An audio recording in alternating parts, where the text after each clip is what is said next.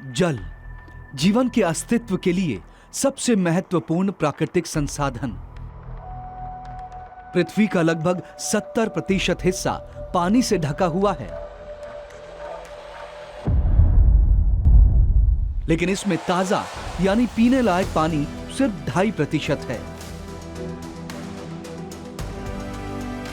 लगातार बढ़ रही मानव जनसंख्या ने ताजे पानी की मांग को बढ़ा दिया है और हमारी पृथ्वी पर ताजे पानी की कमी होने लगी है। आज औसतन 3 में से 1 व्यक्ति के पास पीने लायक पानी नहीं है। ये तब है जब पृथ्वी की जनसंख्या इस वक्त करीब 700 करोड़ है। सोचिए तब क्या हालात होंगे जब 2050 तक ये जनसंख्या बढ़कर करीब 900 करोड़ हो जाएगी। साफ हवा और साफ पानी, ये दोनों जीव के लिए, जीने के लिए बहुत ज़रूरी है। तो हवा का तो देख ही रहे हैं कि कैसा हो रहा है, लेकिन पानी की भी क्राइसिस आ रही है और उसके आने के पहले हमें कुछ करना है। तो कैसे आ रही है कि जितना हमारी आबादी बढ़ रही है उतना ज़्यादा पानी हम इस्तेमाल कर रहे हैं, उतना ज़्यादा हम गंदगी कर रहे हैं, उससे हो रहा है। दूसरी जगह है कि जो किसान भाई हैं हम लोग, वो ज़्यादा पानी इस्तेमाल कर रहे हैं और जो उसमें जो वो रसायन यूज़ करते हैं, केमिकल जो यूज़ कर रहे हैं, वो नीचे ज़मीन के पानी तक जाता है। तो ज़मीन के पानी तक जब जाता है तो वो पोल्यूट हो जाता है और वो पानी हम पी नहीं पाते हैं। जितने जनसंख्या बढ़ते हैं उतना पीने पानी का भी इंतज़ाम करना पड़ता है हमारे लिए। वो पानी लोगों के लिए ही नहीं, जो जानवरों के, पशु पक्षियों और जंतुओं और पौधे को भी पानी की ज़रूरत है। अभी जनसंख्या, आबादी बढ़ने के कारण उस समय 30 करोड़ लोग थे हमारी आबादी, अभी तो 130 करोड़ लोग हो गया। तो उसके वजह से 1/4 अवेलेबिलिटी पर कैपिटा हो ही सकता है। तो that is statistically speaking. But साथ ही साथ हमारा रिक्वायरमेंट, जो आबादी बढ़ने के कारण लोगों को ज़्यादा खाने की प्रोडक्शन की ज़रूरत है और उनके पशु पक्षियों की, उनका संख्या बढ़ता है, उसके लिए पीने के पानी की ज़रूरत है। ये सब की वजह से पानी का डिमांड भी ज़्यादा हो जाता है।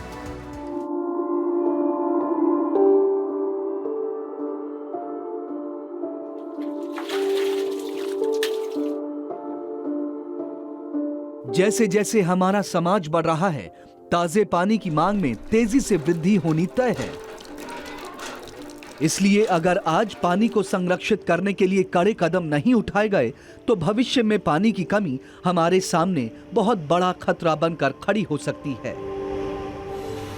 पानी को एज ए पीस एजेंट या शांति का संवाहक कह के वो भी कहा जा रहा है कि पानी जो है वो शांति भी ला सकता है कई देशों के बीच में। तो दोनों तरह की चीज़ें हैं और आशा है कि ये विश्व युद्ध के बजाय विश्व शांति का प्रतीक होगा।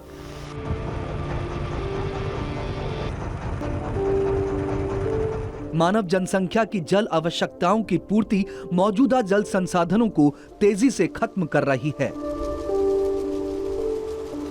सस्टेनेबिलिटी डेवलपमेंट गोल 6 के जरिए 2030 तक सभी के लिए स्वच्छ पानी की उपलब्धता और टिकाऊ प्रबंधन का लक्ष्य है। हालांकि संयुक्त राष्ट्र की पानी पर ताजा रिपोर्ट चिंताजनक है। जल संकट विश्व की सबसे गंभीर समस्या है। विश्वव्यापी दृष्टि पर देखें तो कई क्षेत्र ऐसे हैं दुनिया के जहां पानी बिल्कुल ही उपलब्ध नहीं है और कई ऐसे क्षेत्र हैं पूरे विश्व में जिनको हम ये कहते हैं कि ये हॉट स्पॉट हैं वाटर के, पानी के। उनको चिन्हित भी किया जा चुका है और कुछ ऐसे क्षेत्र हैं, कुछ ऐसे शहर भी हैं जिनको कहा जाता है कि वो डे ज़ीरो या पानी जहाँ शून्य हो जाएगा एक दिन, वो शून्य दिवस की कगार पर पहुँच चुके हैं। अर्ली 50s में हमारे पास वाटर की जो उपलब्धता थी वो 5000 क्यूबिक पर मीटर एनुअल था। ये घट करके अब 1500 cubic metre per capita annual हो गया है। तो ये क्यों हुआ? वो इसलिए हुआ क्योंकि हमारी जनसंख्या खूब बढ़ी, 3 से 4 गुना बढ़ी।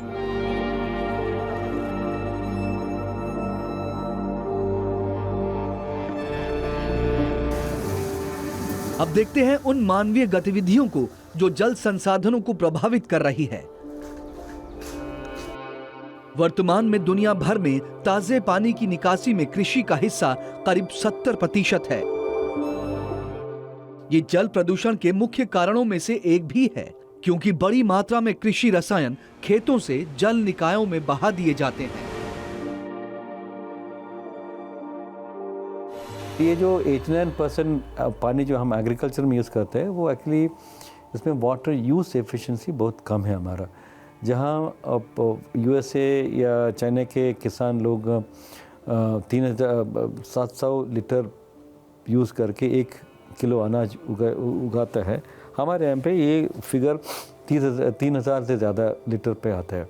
ताकि इसका मतलब है कि हम 3-4 गुना पानी यूज़ करते हैं एक किलो धान उगाने के लिए। इसमें बहुत सारा एफिशिएंसी इम्प्रूव करने की बात आती है। जैसे जैसे मानव जनसंख्या बढ़ रही है, पानी की गुणवत्ता में गिरावट एक वैश्विक मुद्दा बन गया है, क्योंकि जल प्रदूषण भी बढ़ रहा है। जल प्रदूषण के कई स्रोत हैं। इनमें से सबसे ज्यादा प्रदूषण फैलता है सीवेज और इंडस्ट्रियल वेस्ट से, जो नदियों में बहा दिया जाता है। संयुक्त राष्ट्र ने हाल ही में कहा था कि सूखा एक गंभीर समस्या है जो आने वाले दिनों में महामारी बन सकती है। जंगलों की कटाई में वृद्धि, मिट्टी उपजाऊ न रह जाना और पानी का निरंतर उपयोग, ये वो मानव गतिविधियां हैं जो गंभीर सूखे का कारण बन सकती हैं।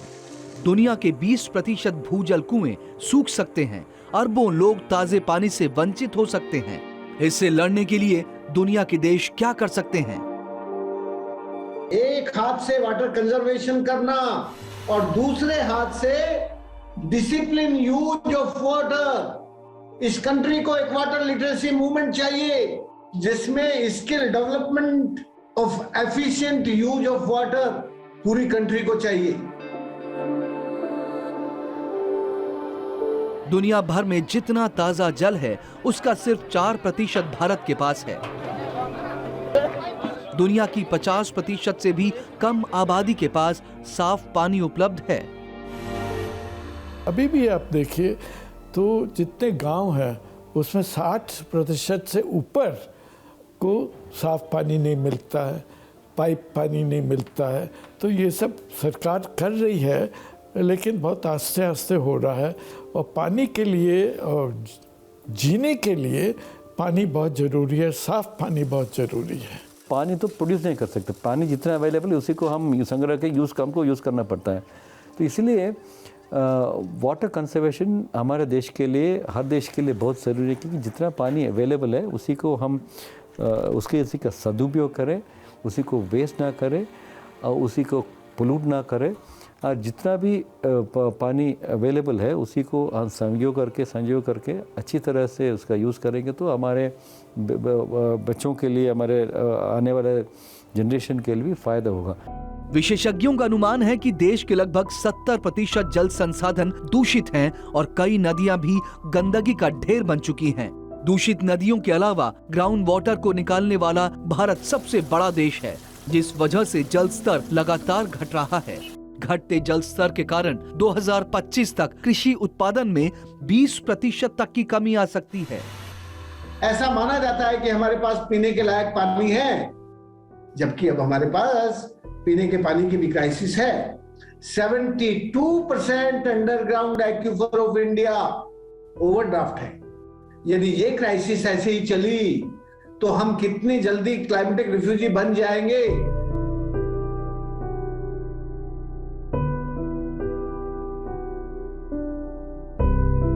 देश के हर हिस्से को पीने लायक पानी उपलब्ध करवाने के लिए भारत सरकार की नीतियों को हाल ही में अपग्रेड किया गया।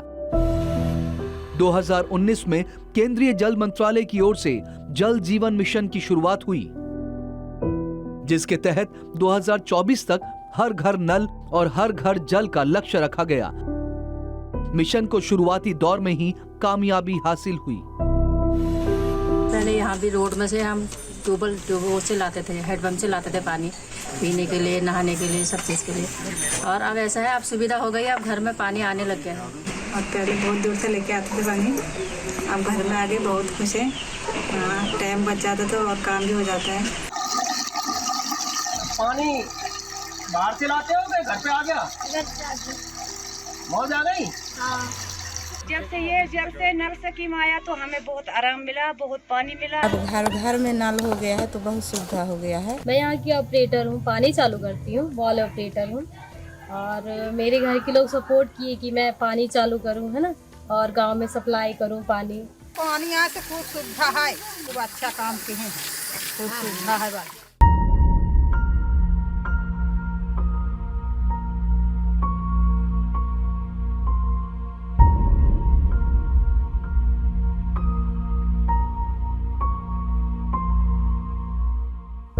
जल संकट से निपटने के लिए भारत क्या योजना बना रहा है, इसके बारे में और जानने के लिए हम राष्ट्रीय जल विज्ञान संस्थान गए।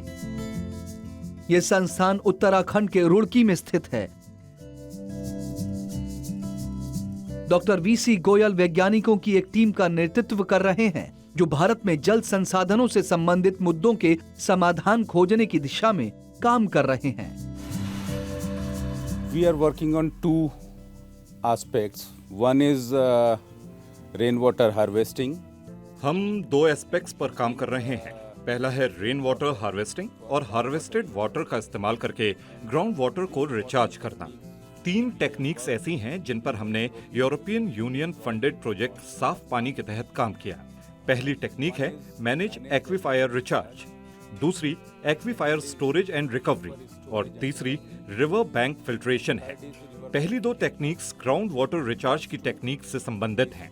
तीसरी टेक्निक भी ग्राउंड वाटर रिचार्ज के लिए ही है, पर उसमें पानी का सोर्स नदी या दूसरे सतही जल स्रोत होते हैं, जिनको हम पीने के पानी के लिए इस्तेमाल करते हैं। Of groundwater from surface water sources like river water, and then use that recharged water for drinking purposes. Uttarakhand के इब्राहिमपुर गांव में नेशनल इंस्टीट्यूट ऑफ हाइड्रोलॉजी के वैज्ञानिक नई रिसर्च और तकनीक के इस्तेमाल से इस प्रदूषित तालाब को साफ करने के लिए काम कर रहे हैं। This pond in Ibrahimpur Masahi is about 6 acre size, and this was Ibrahimpur meshy में ये तालाब लगभग 6 एकड़ बड़ा है और जब हमने इस तालाब के कायाकल्प का काम शुरू किया तब इसकी स्थिति बहुत ही दयनीय थी। ये तालाब सभी तरह के वाटर मटेरियल से भरा था, जिस वजह से तालाब के पानी का इस्तेमाल नहीं हो सकता था।